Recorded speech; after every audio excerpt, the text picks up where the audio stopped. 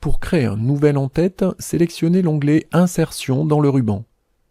Cliquez sur l'icône En-tête dans le groupe En-tête et pied de page et sélectionnez l'un des en-têtes prédéfinis.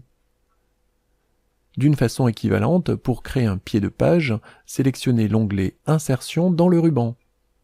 Cliquez sur l'icône Pied de page dans le groupe En-tête et pied de page et sélectionnez l'un des pieds de page prédéfinis.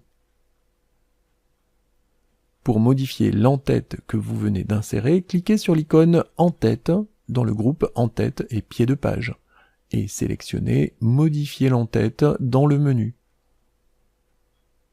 Toutes les commandes de mise en forme au niveau caractère et paragraphe peuvent être utilisées. Vous pouvez également faire appel à l'onglet Création. Grâce à lui, vous pourrez par exemple insérer les numéros de page, la date et l'heure, des images et ou des clip art. Remarquez également l'icône Quick Part qui vous permet d'accéder aux propriétés du document et aux insertions automatiques.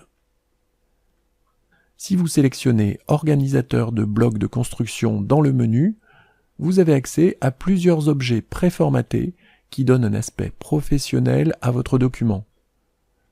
Ces objets sont appelés blocs de construction. Vous pouvez les personnaliser pour qu'ils s'intègrent parfaitement dans vos documents.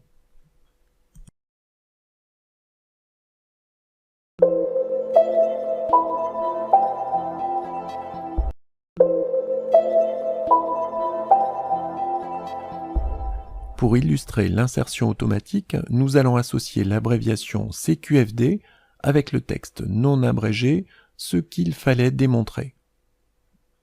Sélectionnez l'onglet « Fichier » dans le ruban et cliquez sur « Options ».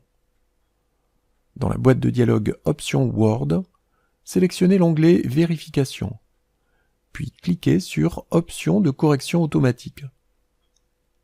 Dans la boîte de dialogue « Correction automatique », tapez CQFD dans la zone de texte « Remplacer » et « Ce qu'il fallait démontrer » dans la zone de texte « Par ».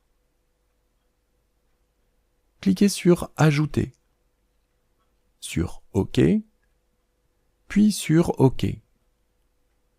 À partir de maintenant, il vous suffit de taper CQFD, suivi d'un espace, d'une virgule, d'un point-virgule ou d'un passage à la ligne volontaire pour que ces 4 lettres soient remplacées par le texte « Ce qu'il fallait démontrer ».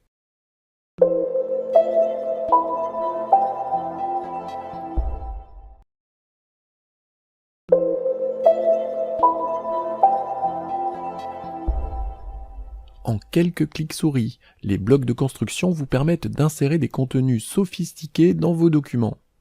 Word 2016 regroupe les blocs de construction dans plusieurs galeries, réparties sous les onglets Insertion, Références et Disposition du ruban.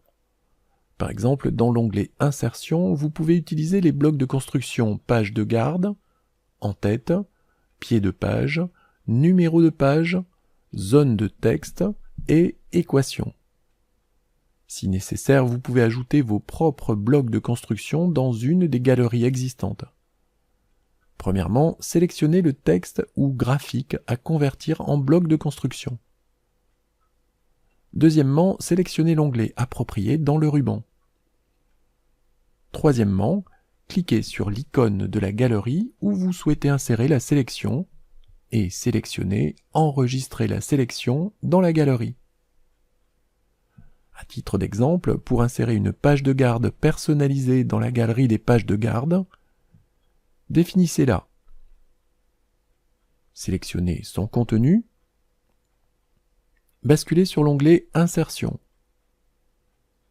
Cliquez sur Page de garde dans le groupe Pages et sélectionnez Enregistrer la sélection dans la galerie de pages de garde.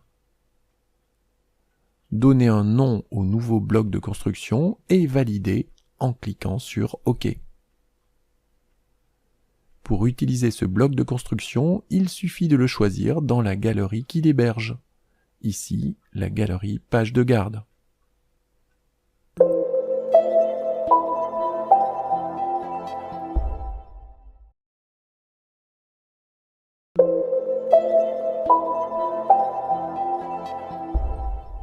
Plusieurs styles prédéfinis peuvent être utilisés directement à partir de l'onglet Accueil. Il suffit pour cela de sélectionner le texte concerné et de choisir l'un des styles dans la galerie Styles.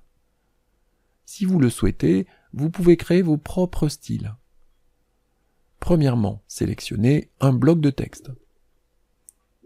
Deuxièmement, formatez ce texte comme vous l'entendez en utilisant les contrôles de l'onglet Accueil du ruban. Troisièmement, dans le groupe Style, cliquez sur l'icône Autre et sélectionnez Créer un style dans le menu. Quatrièmement, définissez le nom du nouveau style et cliquez sur OK. Ce nouveau style peut maintenant être appliqué à n'importe quel texte sélectionné en cliquant sur son nom dans la galerie de styles.